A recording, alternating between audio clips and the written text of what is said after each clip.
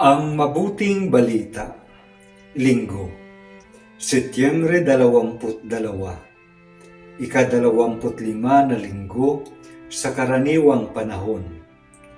Marcos Kabanata 9, talata 30 hanggang 37. Noong panahong iyon, si Jesus at ang kanyang mga alagad ay nagdaan sa Galilea.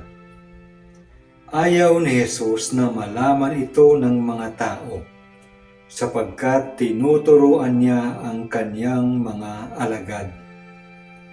Sinabi niya, ang anak ng tao ay ipagkakanulo at papatayin, ngunit muling mabubuhay sa ikatlong araw.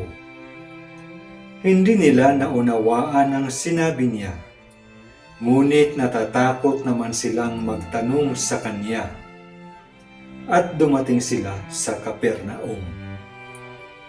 Nang sila'y nasa bahay na, tinanong ni Jesus ang kanyang mga alagad, "Ano bang pinagtatalunan ninyo sa daan?"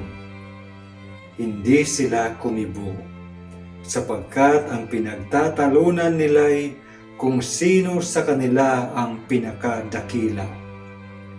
Naupo si Jesus, tinawag ang 12 at sinabi, ang sinumang nagnanais maging una ay dapat maging huli sa lahat at maging lingkod ng lahat.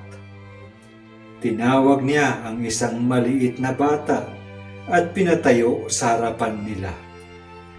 Pagkatapos kinalong niya ito at sinabi, ang sinumang tumanggap sa isang maliit na batang tulad nitong alang-alang sa akin ay tumatanggap sa akin. At sinumang tumanggap sa akin, hindi ako ang kanyang tinatanggap, kundi ang nagsugo sa akin.